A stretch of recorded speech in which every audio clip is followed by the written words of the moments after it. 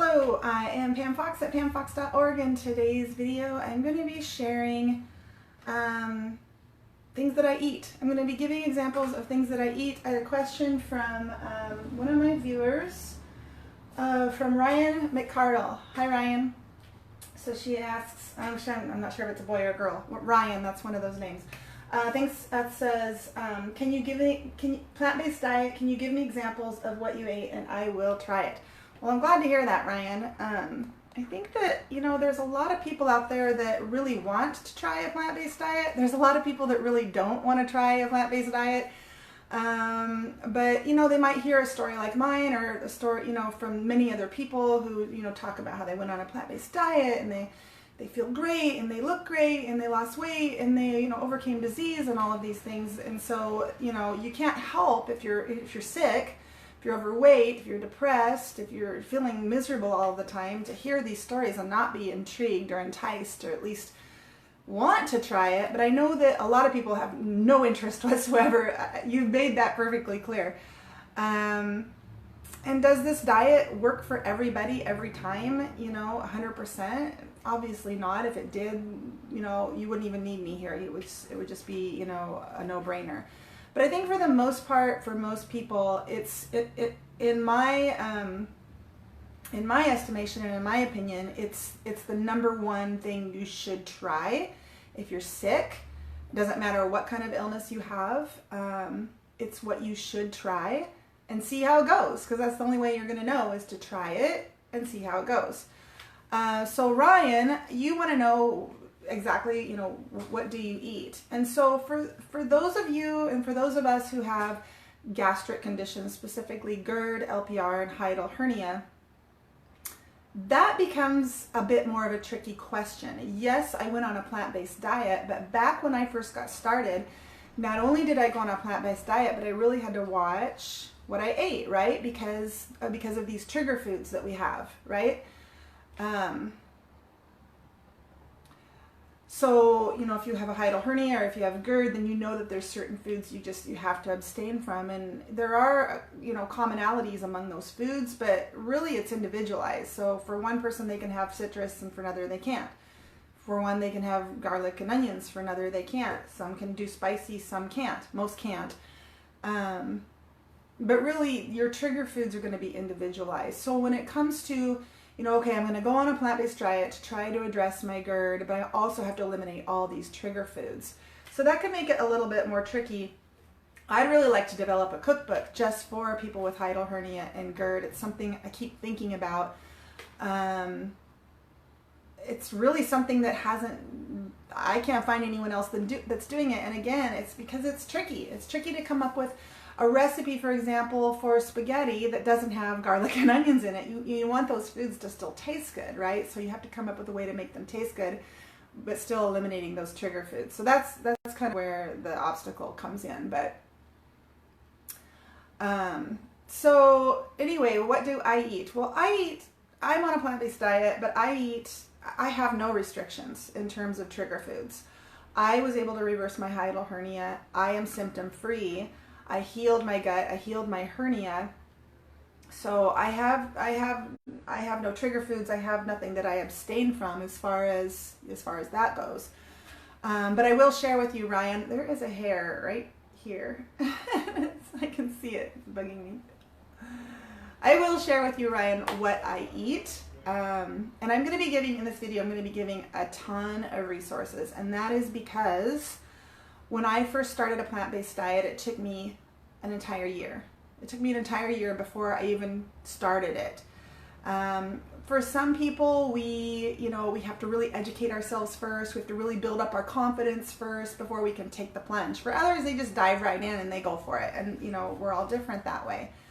When I got started, it literally took me a year of studying nutrition, studying plant-based nutrition, reading the testimonials, reading the science, all of that before I had the courage to just try it. And then when I went in wholeheartedly, 100% 30-day challenge. That's what I did. Again, everybody's going to be different. But today, like I said, I have no trigger foods. So the resources that I'm going to be sharing for you are all resources to help you get started on a plant-based diet. They are not specifically, you know, GERD specific. I can't find anything out there that's been done for that. It probably exists, but I can't find anything. There is the Acid Watchers diet, which is probably the closest thing that comes to a specific diet for people with GERD to heal their gut and overcome their symptoms. It's not a plant-based diet, but it includes a ton of plant-based foods. So it is low in meat, dairy, and eggs. So that's the closest thing I can come to recommend as far as being really specific about a particular diet that addresses people with GERD. All right, so what do I eat? Ryan, I eat probably the same things that you eat. I eat spaghetti, I eat lasagna, I eat pizza, I eat sushi, I eat chili, I eat, you know, sandwiches, I eat falafel, I eat egg salad, I eat tuna salad. I just eat all of those foods in recipes that are plant-based.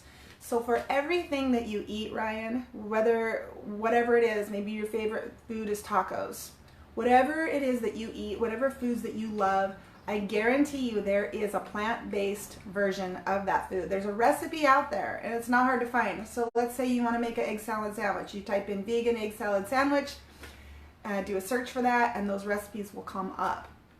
Now, will those foods taste exactly like the foods that you're used to? Most likely, no, of course not. Will they taste bland in the beginning? There's a possibility. Will they taste different? Yeah, probably. Will it be the same? No, probably not. I have been vegan for 4 years now, a little over 4 years, and I can honestly say that in the first 2 months of my transition, the food tasted bland. I was unsatisfied with my food probably 25% of the time. The rest of the time I was ecstatic about the food. It was delicious. But there were those occasions where I would eat something and I just didn't like it. I just didn't like it. Or I would make something and I just didn't like it. So the food was bland. And the reason it was bland in the beginning is because you have to cleanse and clear and reset your palate. What does that mean? I don't really know. But apparently, you know, when you had a lifetime of eating, you know, foods that are, you know, typical standard American diet, you know, foods rich in saturated fats, lots of sugar, salt, it'll coat your tongue, your palate.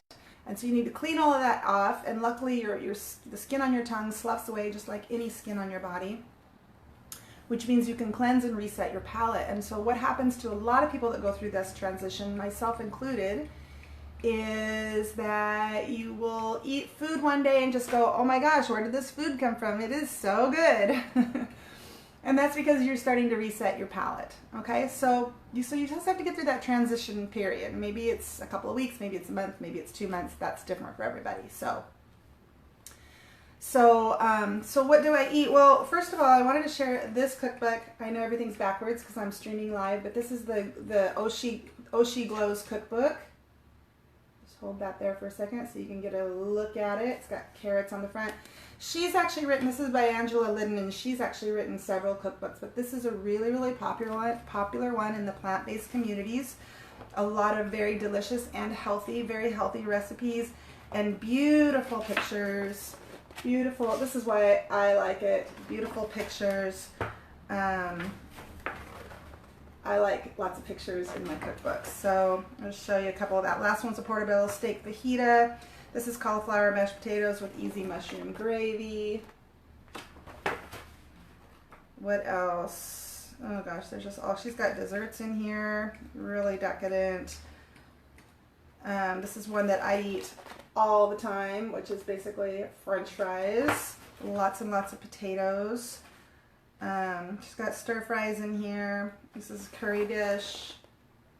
Anyway, you get the picture. Beautiful pictures. Oh, that's a good one too. This is just some kind of a garden burger.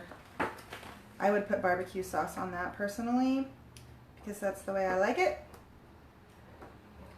But yeah, you guys, there's millions and millions, not millions, but there are so many vegan cookbooks out there. So, you know, everybody's going to be different in how they kind of get started. So I'm going to give you some resources today, online resources.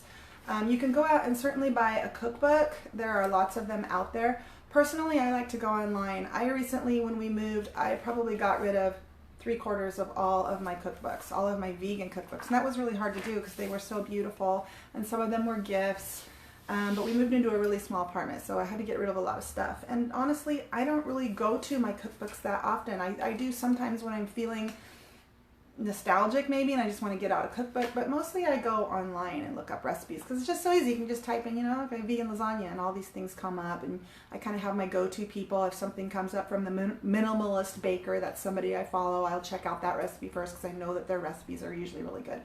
All right, so the first, and I'm going to post all of this below when I'm finished. I thought about posting it as I go, but I'm just not that talented. So the first one I want to recommend, and I talk about this one all the time, is nutritionfacts.org. And again, I'll post that below, but Dr. Michael Greger reads the medical journals, the studies as they come out, all of them. He reads all of the medical journals, the studies as they come out.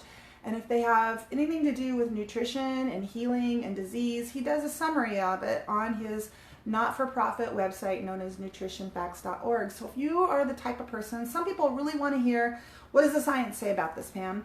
Give me a study that backs up what you're saying, Pam. Well, you know, where's the evidence, Pam? I want the science. Nutritionfacts.org is great for that. So you can check that out, and you can also check out the True Health Initiative, another great place for, again, I'll link that below, for the science. The True Health Initiative is a collaboration of doctors who understand and believe that nutrition is where it's at. They understand and believe that nutrition is the way to get the results that we're actually looking for, right? When we're wanting to reclaim our health, when we're wanting to overcome disease, you know, medicine can play a role in that, but nutrition can play a huge role in that many, many times, where, you know, you discover that it's what you've been eating all along it's what's been making you sick. And so you remove what that is that's making you sick, and the body can begin to heal. You start to eat the foods that promote healing and that prevent disease, and so you get your health back. And so the True Health Initiative is a collaboration of doctors that believe this, and they do all of the resources that I'm going to mention today have recipes. Most of them have recipes. I think most of them have testimonials. So you want to check those out, but they all kind of serve a different purpose. And the True Health Initiative is a global consensus on lifestyle as medicine. Lifestyle as medicine. And of course, nutrition is a huge part of that. Up next is the Physicians Committee for Responsible Medicine, and their primary goal is to do, they have 2 or 3 things that they do. They do a lot of research. Okay, so they do a lot of studies, and I'm going to mention 2 upcoming studies that you might want to look into that they need volunteers for. And they are trying to promote education in the medical community. In other words, they're trying, so right now if you go off to med school and you want to become a doctor, you're going to get very little training about nutrition. That's just the standard curriculum today, okay? So they're trying to change that. They're trying to get more nutrition into the curriculum for doctors. But they also have a lot of there's a ton of information at this site. This is a really great holistic site, just a lot of information. Recipes, testimonials. The 2 the research studies they have coming up that they need volunteers for. One is a type 2 diabetes study.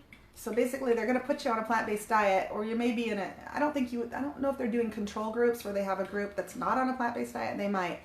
And see how you do. You do have to live in DC for that because it's a belly-to-belly study, so you have to be present for it.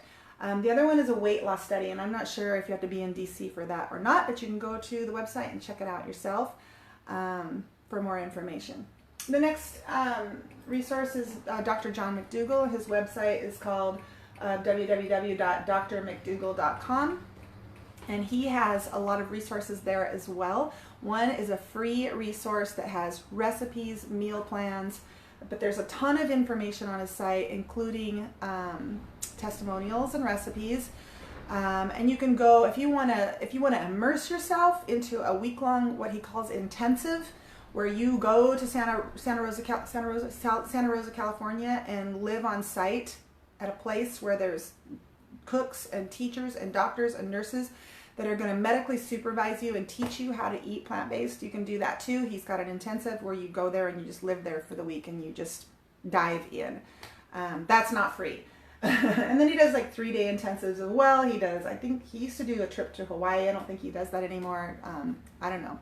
I even heard rumor he was doing a cruise. So that's for people that just really want to dive in wholeheartedly and who have a little bit of money to spare. Okay, so the next one is the Forks Over Knives, and Forks Over Knives has a lot of the resources that I'm giving you are free. Forks Over Knives is a really comprehensive website that has lots of great free recipes, testimonials, education. They also have a meal plan that you can try for free, I think for the first 2 weeks. It's a 14-day free trial, and then you pay for a subscription to that meal plan. So if you need something, you need a little bit more help, but you don't want to go to a full, week intensive, but you want that ongoing support, that might be a good resource for you. So that's Forks Over Knives. That's actually called the forksmealplanner.com, and I'll link that below. This next one is a free, it's a 22-day challenge. It's called www.challenge22.com, and it's 22-day plant-based challenge that is free, but it's a support group. So this one's really great because you're taking the challenge with other people. They probably hook you up to I don't know if it's a Facebook group or what. I've never done it, but there's testimonials on there, there's recipes on there, there's a list of all of the mentors, the people that are affiliated that are going to be, kind of coaching you along the way in the support groups. It talks about the dietitians. Oh my gosh, there's like 10 dietitians, 8 dietitians here. So that's a really great one to check out as well. And then, and then I'll also link this this testimonial within John McDougall's website about a woman who went on a plant-based diet, and she completely overcame her gastric conditions, her GERD, her symptoms for GERD just by going on a plant-based diet. And you guys know I talk about this a lot. For some people, that's all you need. You go on a plant-based diet, you heal your gut, you diversify your gut biome, and the symptoms go away. For some people, for others that's not enough. It certainly wasn't the case for me. But I will link her testimonial below as well. For those of you that need more help, you may just need to learn how to relax your abs and breathe into your belly. That will give your stomach room to move down.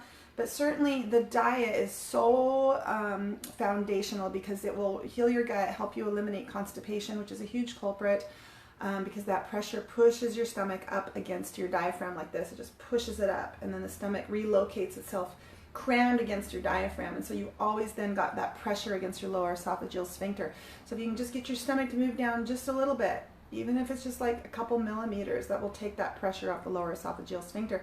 And for some people, I've got a guy that's been messaging me now for the last 2 or 3 weeks who is just as excited as I am about all of this, because he was able to move his stomach down. He's one of my customers, and he was able to do it within a day or two. So, and now he's just starting a 30-day vegan challenge. He just gave me a message last week. I'm hoping to get him on the program to do a live interview with, because he calls himself the female version of me, because his story sounds exactly like mine.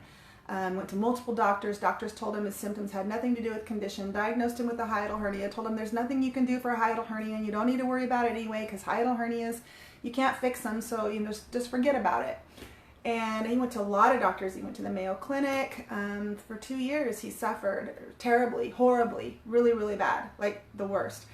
And now he's reversing his hiatal hernia, and he's free of those symptoms. So he's pretty excited, and I would love to get him on the show. And he's just a really charming and interesting and jolly guy too. So I think it'll be really enjoyable. But so for some people, getting that stomach down it doesn't take much. Just need to move it a little bit. For others, if it's really crammed up inside your diaphragm, I'm making a stomach in a diaphragm here for anyone that's new following me. If it's really stuck up in there and you can't get it down, then it's going to take a little bit more time. It's going to take patience. It may be painful, but you can still get it down. You can still move it down. It just might take a little bit longer. So, but the diet is really foundational. So to answer your question, Ryan, what do I eat? I really pretty much eat the same things everybody else eats. I just eat plant-based versions of them. I don't have any trigger foods anymore. I can drink coffee and I'm fine. That used to be a really big one for me. Onions and garlic. I put onions and garlic in most, all of my dishes. If I'm making anything Italian or anything like that, lots of onions and garlic. Occasionally, if I'm at a restaurant and there's some chopped raw garlic, like in a salad, I will notice my stomach contracting. I'm really in tune with that now. I will notice my stomach contracting, which means the stomach, it contracts and it kind of pushes up again. And so even though I've reversed my hiatal hernia, my stomach can still get pushed up against the diaphragm and put pressure on that lower esophageal sphincter. I know how to move it down within seconds and get relief instantly now, so it's not an issue. But and what my trigger foods are and what your trigger foods are, it can be different. So you really have to figure out what that is for you and eliminate those foods for now, Ryan. Eliminate your trigger foods for now, but know that once you've healed your gut and reversed your hiatal hernia, you can eat raw garlic or whatever your trigger food is, whether it's citrus. A major trigger food is, the junk foods and, deep fried foods, foods that are just really bad for you, really junky foods. And my hypothesis is, I know a lot of doctors will say that your lower esophageal sphincter is weak, that it's broken or it's malfunction, it's not performing properly. I would say that your lower esophageal sphincter is working just fine. It's not weak. Your diaphragm is weak. Your hiatus is weak, but your lower esophageal sphincter can have pressure on it. That can cause symptoms, but its job is to open up. Its job is to open up when it needs to release something that is harmful, okay, or pressure. So if you have built up pressure and gas in the stomach, it will open up to release that pressure. If you have poisoned yourself, it will open up to help you vomit that food out. If you've had alcohol poisoning or food poisoning, or you have a bacteria or a virus, a flu virus, and you vomit, it's because that lower esophageal sphincter knows that it needs to open up and allow the stomach to heave out those contents. So if you're having mild regurgitation or nausea, that's that lower esophageal sphincter communicating with you that you're eating something that is not ideal for the body. Okay, so don't confuse that with, my lower esophageal sphincter is broken or it's weakened and that's why I can't eat certain foods. If you're eating certain foods and you're having nausea, again, that's your body's way of communicating with you that maybe you shouldn't be eating those foods. So if you're eating, let's say, deep fried French fries, for example, that's not a healthy food. Hi, Wendeline Vanderleer. Anyone out there who doesn't have intestinal problems or major heartburn, but rather severe chest, throat, and back pain? Yeah, totally, Wendeline.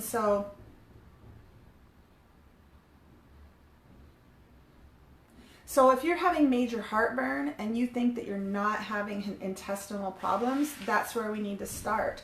So if you're having heartburn,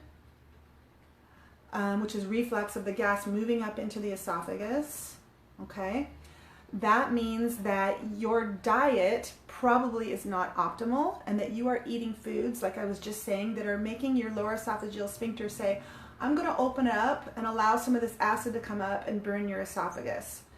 Why do we have pain? Why do we have discomfort? Why does our body give us those messages? 100% of the time, it's because it's communicating with us that there's something harmful, right? If you're standing too close to the fire and you feel that heat, the body's communicating that pain to you because there's something harmful, potentially harmful. You could get burned. And so what do? You make the adjustment. You move back, right? So if you're really, really sick, let's say you go out and you drink all night and then you're throwing up all the next morning. If all that alcohol were just to stay in your system, you might die. Okay, so that pain and discomfort that you experience is the body's way of communicating with you that you need to make a change. Okay? If you are not making sleep a priority and you're neglecting your sleep, okay, and you're staying up late night after night, getting up early, working hard day after day, and you start to not feel so good, you're having, some mystery symptoms and you have depression and you're exhausted all the time, that's your body's way of communicating with you that you need to make a change. Those symptoms of pain, of discomfort, whatever they are, there's a whole list of symptoms. Those symptoms are your body's way of talking to you that you need to make a change. You need to make sleep a priority. You can't stay up late all the time for the rest of your life and get up early and run yourself ragged. You will die. You know, some are tougher than others and can handle more than others, but we have to make that a priority, right? So I hope you can see, Wendeline, that if you're having heartburn, you do have a digestive issue. It may not be the intestines. It may, you know, it's, you know, you got your gut, you got your stomach and your intestines and your colon and, you know, everything down there. But the right diet will promote a healthy digestive system with no constipation, no bloating, no inflammation, where everything is just moving with ease through that digestive tract. There's no injury in the digestive tract. But as soon as we have something like heartburn, there's an injury. There's an injury to the digestive system, okay? So if you're having major heartburn, you've got to address your diet. And if your diet is perfect, because this is what I did, I addressed my diet and it got better, but I still had the symptoms. So with heartburn, you can have a hiatal hernia or not. If you don't have a hiatal hernia and your stomach is pushing against your diaphragm, not through, but against, okay, that can cause major heartburn, just that in itself, okay? How does the stomach push against the diaphragm? Constipation pushes it up, bloating pushes it up, pulling in your abs pushes it up, poor posture pushes it up, lifting heavy things pushes it up, anything where you're severely contracting your abs, you know, pushes your stomach up, and it pushes against that diaphragm, puts pressure on the lower esophageal sphincter, put pressure on the lower esophageal sphincter, acid can rise up, okay? So even if you do have a perfect diet, any of those things can push your stomach up and create the heartburn. And then if you have a hiatal hernia, which you may have an undiagnosed hiatal hernia, maybe you've never been tested for it and you have one and just don't know it. Maybe you have been tested for it and they said you don't have one, but you do. Sometimes they miss it.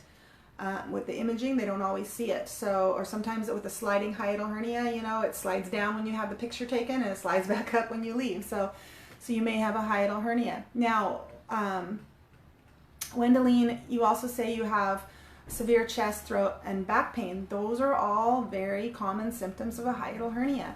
If your stomach is pushing through the diaphragm and it gets lodged there like this, that puts pressure on your heart and give you chest pains. Puts pressure on your diaphragm. It can give you pain right here under the rib cage. If you have acid that's making its way all the way up into your throat, that can burn your throat and injure your throat, which can cause throat pain. And you can also have back pain with this as well for a number of reasons. One of them being pressure on your vagus nerve, which is the nerve that comes down the esophagus, wraps around the esophagus, wraps around the stomach. So if you've got a stomach that's pushed up against the diaphragm and you've got pressure on your vagus nerve, that can cause a whole list of other symptoms. And so Wendeline, if you're not already, I would encourage you, you probably already are, to be in any of the hiatal hernia support groups. I'm not streaming into any of those groups right now. I'll share this later. So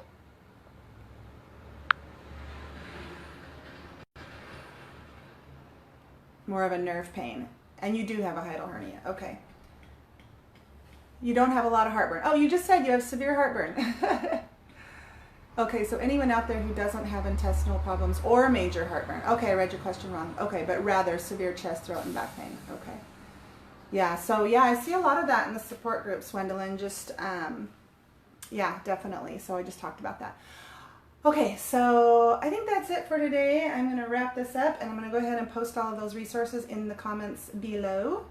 Thank you all for watching, and I hope you have an amazing day. The sky is gray where I'm at here today, but that's okay. I have some catching up on my sleep. I've been in California all week visiting my son and his girlfriend and their new puppy, Bixby, which is a cute little beagle.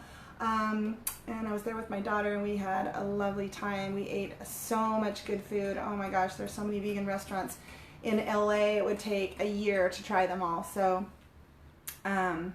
yeah, I'm going to be catching up on housework and my rest. But thank you for watching, and I hope you all have a lovely, fabulous day. Thanks, Wendeline. Bye-bye.